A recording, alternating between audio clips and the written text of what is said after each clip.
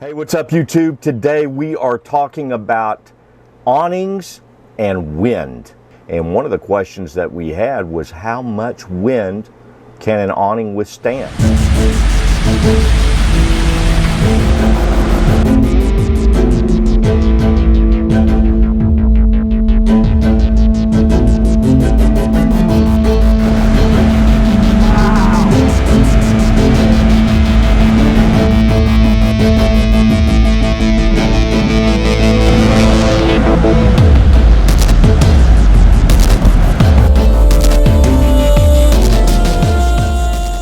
Guys, if you have not subscribed to our channel, please do so now. Hit that subscribe button, ring the bell, that way you know about the next video that we have coming up, and give us a like and a comment. On comments, I love to read the comments, and we read every one of them, and we respond to every comment. So leave us a comment. For whatever reason, YouTube loves likes and comments. In fact, when you like our video, it actually boosts it up so more people can see it on the search on YouTube. And that's our cheap shameless plug for this one. So here at home base, it is a rather windy, blustery day. I think we've got sustained winds of about 20 miles an hour with gusts up to about 30 to 35. I've got my awning out, and we also have a canopy out with a screened-in porch for my granddaughter, Caitlin, to play in while we're here at home base.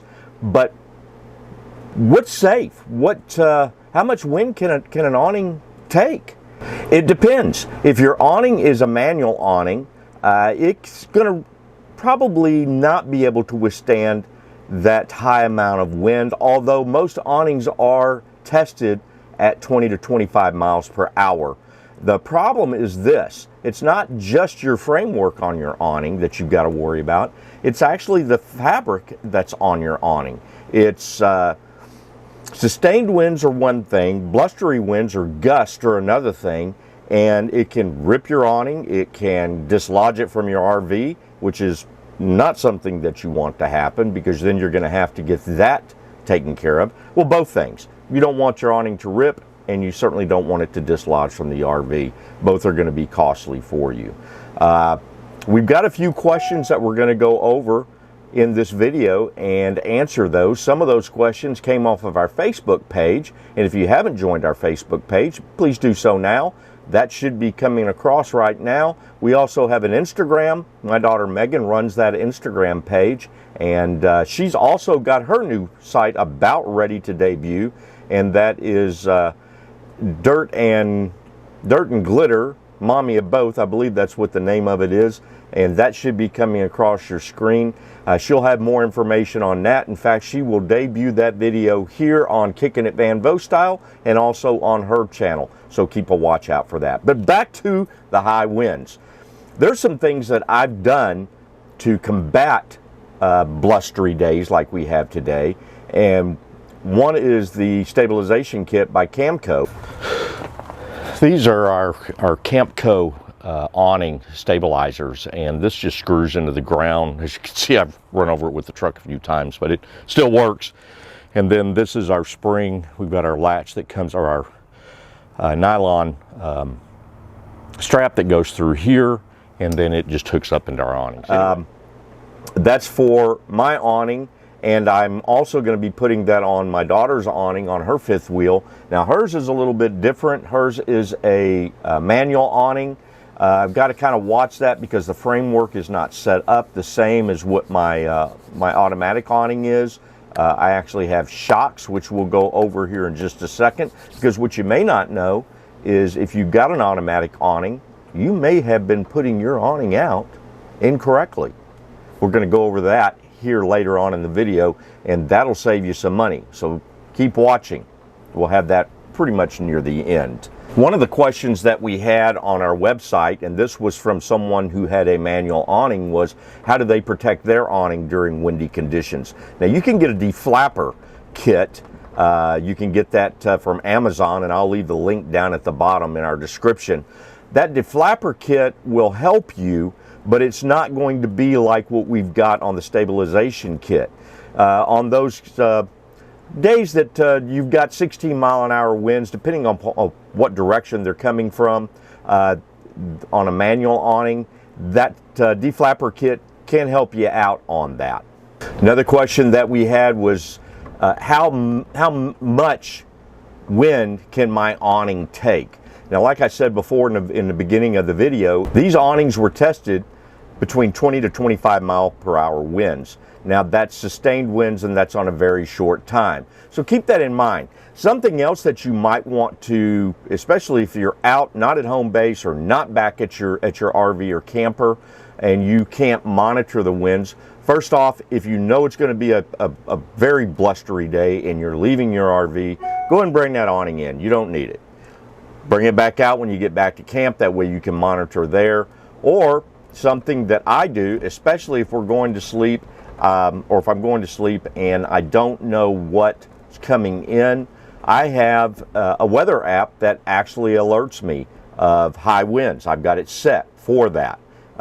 Thunderstorms, tornado warnings. Of course, you can set this weather app up for whatever warnings or notifications that you would like. The name of the app is Dark Sky, and I'll leave a link to that in the bottom in the description. There's many apps out there, weather apps that you can utilize. This is just one that I recommend and that I like. You know, like we talked about before, these awnings are tested between 20 and 25 mile per hour winds. The thing we've got to watch out for is what we've got today is these gusty winds that can exceed 30 to 40 miles per hour. That's where it gets dangerous. That's where you can get your awning really tore up. Another question that we had was on the air awnings, and I'm going to put my glasses on because I want to read this. They were asking, are the air awnings good in high wind conditions? And it seems that they're a little bit more stable in windy conditions than the previous Campa 390 that was polled. That I'm giving you a lot of these answers for our older standard awnings. The air awnings are a lot more heavier in as much as they are combined weight with the poles and canvas. But again, like any other awning, once threatened, these awnings become in high wind conditions can be dangerous. As far as ripping from your RV itself. But what it is with the poles and what it's designed to, no pun intended, it allows the breeze to blow through that, and setting them up is actually a breeze in setting them up on the manual awning. Again, no pun intended. But those have been tested the same way that the older Campa 390s were tested, and that was with between 20 to 25 mile per hour winds.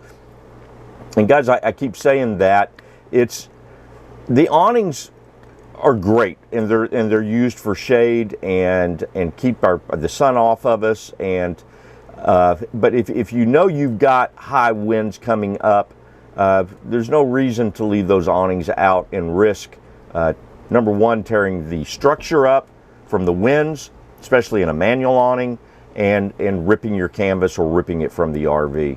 And my suggestion and experience has been to, if you know you've got high winds and you know the stabilization kits and the deflappers that you put on are not going to be able to withstand those high winds, go and bring that awning in for the day and put it out for another day or when the winds subside.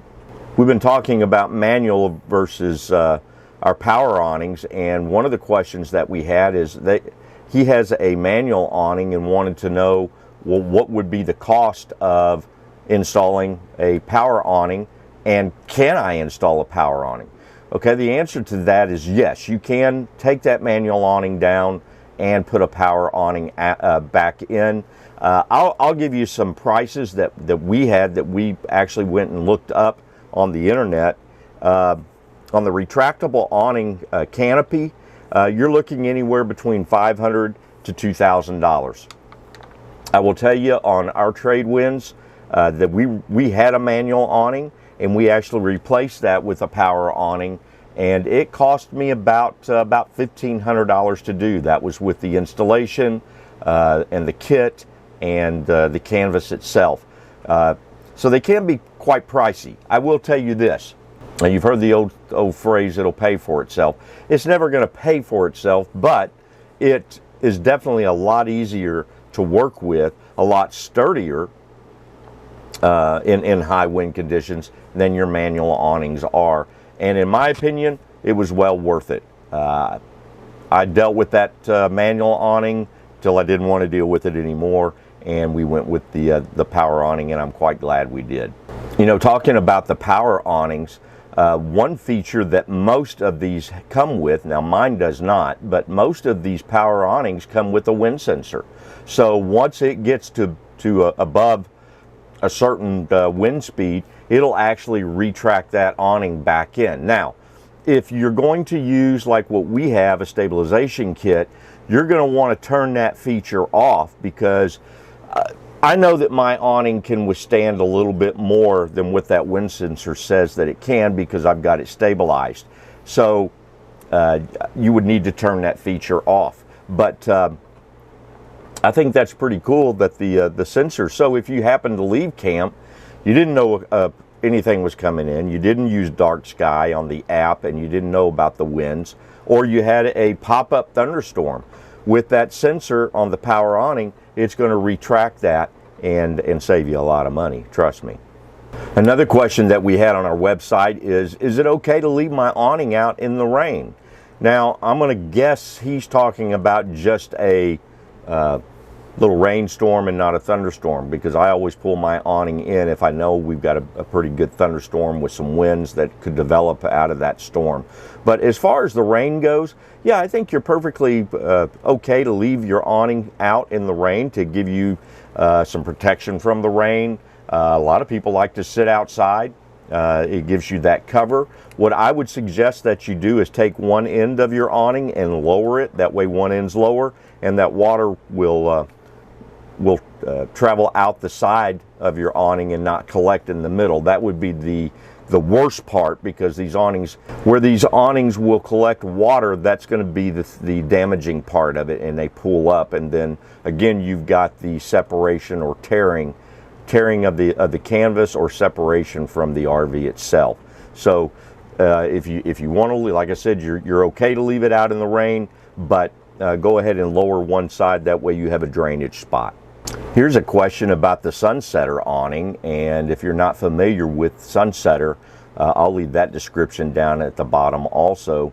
But these awnings, what they're telling me on their website is that their awnings can withstand between 55 to 75 mile-an-hour winds. That's what they've been tested at.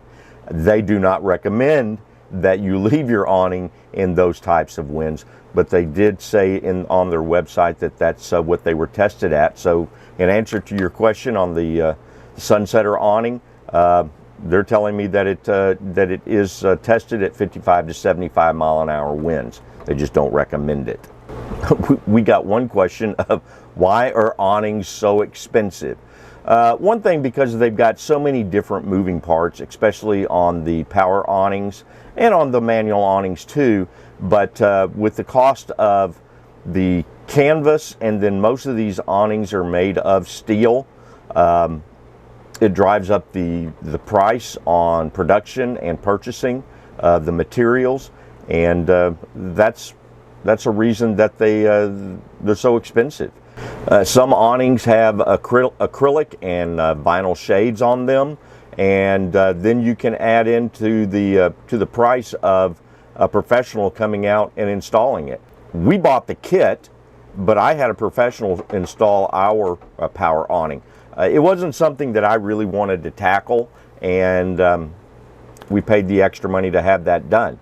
Not saying that you DIYers out there can't do it. I would definitely say it's a two-person job, but it's probably something that you want to have a professional do for you. We received another question, and I guess this gentleman is also looking at, or lady, is also looking for a Sunsetter awning, and they wanted to know what the price was of the Sunsetter. Again, I went to their website to take a look at what they had, and this is what I came up with. A basic 16-foot wide and 10-foot deep Sunsetter awning cost about $1,300 with a hand crank, or about $1,650 for a motorized version. of the awning. Retrofit motor kits are about $300. I guess you could put that retrofit on your manual or on your hand crank awning and turn it into a power awning. I'm not real familiar with Sunsetter. It seems that they have a good following just by going over their websites, reading some of their reviews. I do not have a Sunsetter, but I'm quite happy with the awning that I have. Another question that we had was, does Home Depot sell RV awnings? The answer to that would be no. We actually went through Camping World when we purchased our awning. I believe you can go through Amazon, and I'll double check that. I'll definitely leave the link for Campco down at the bottom of the description. If I find something else out on Amazon, I'll definitely leave that link also in the description on purchasing either a manual or a power awning. We got a really good question, and this is something that I found interesting because we weren't told this, is lubrication for your awning. Should you lubricate, and where should you lubricate on your awning? The answer is yes, you should.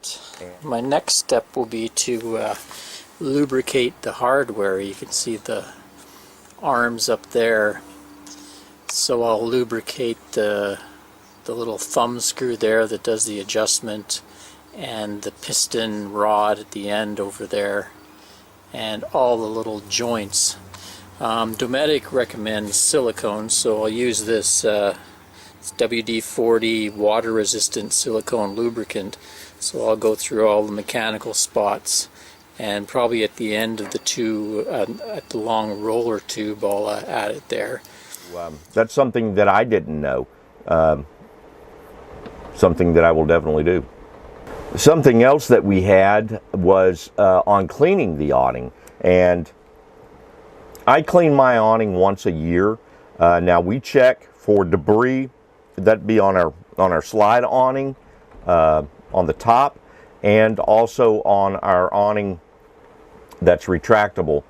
We check that for any leaves after we've been at a spot for any length of time, or really and truly any time I leave, I get up on the roof and check my slide topper. But on our other awning, I'll take like deep purple and spray on there with a light brush after it's out, where I can get a long retractable brush and kind of clean my awning up. Now, if it gets dirty, or we've been to a spot that it leaves a lot of pine sap or pine needles or something like that, I'll actually clean it before that once a year cleaning that I do. But you can use products like Deep Purple. There's other products that you can use. We'll leave links to that down in the description. And I get those from Amazon.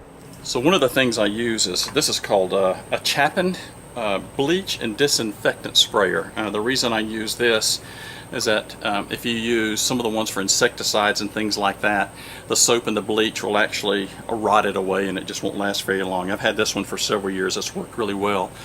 What Dometic recommends is that in a gallon of water, use a tablespoon of bleach and a tablespoon of your Dawn. It's important not to use much more than that, because you can actually potentially accelerate the deterioration of your awning, and it's not something that we want to spray and leave on there forever.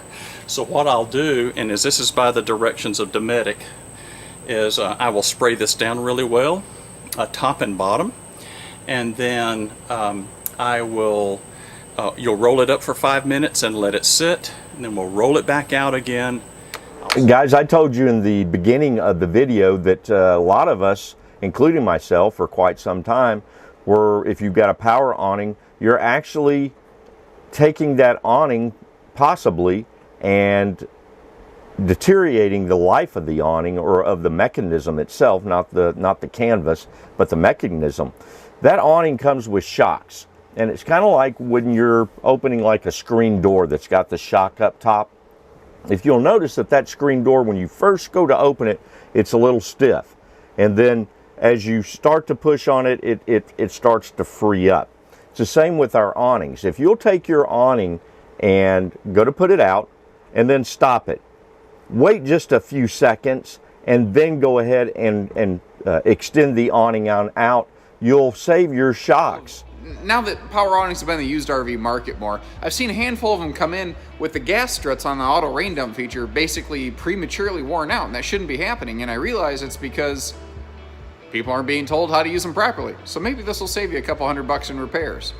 So what's going on is you have a power awning. You think it's simple, easy. I'm just going to push the button, watch it come out. The problem is you don't actually want to just hit the button and run it all the way out in one shot. And the reason is that auto rain dump feature, the gas strut in the arm, which is what allows the awning to tilt down if there's rain and then come back up. Something has to move to do that, and it's a pressurized gas strut. And basically it works, it's really just the exact same thing as a gas strut that's like automatically closing a screen door for you at your house. What you actually want to do is do this in 2 stages. First, you want to open it, 18 to 24 inches, about 2 feet. Pause for a second, and then finish opening it. Then you can hold the button and go nuts and let this thing open all the way. So why that pause? Why that extra step? Because that's a step that everyone's missing. Well, in this awning arm right here is a gas strut. And it takes time for that to expand. The whole idea behind that gas strut is that it doesn't move very easily, is that it has to have a level of resistance there. Well, when you close the awning, you're forcing all the, the air and the gas out of it, and then when you open the awning, you're kind of slowly sucking some of that back into there. Think of it kind of like, if you've ever been in a pool and you got those like little water squirt guns where you suck the water into it, then you push it out. Well, it doesn't happen instantaneously. You have to pull on it, and then you have to push on it, and it happens slowly. It takes a little bit of time. Whether it's air or it's water, it's actually all fluid dynamics. But to put it in simple layman's terms, you're wearing the sucker out. Good tidbit, something that you might want to keep in mind. Y'all, that's all I've really got on awnings and high wind conditions. We appreciate you watching this video. Go ahead and subscribe to our channel, ring the bell, that way you know about the next videos that we have coming up. Check our website out. It's www.kickinitvanvoast.com. Look for us on Facebook and Instagram, and keep looking. We've got Megan's new video and new channel coming up very shortly. You won't want to miss that. We appreciate you watching. Remember, life is a journey, not a destination, and we want to take you on that journey with us. God bless. Thank you. Please subscribe.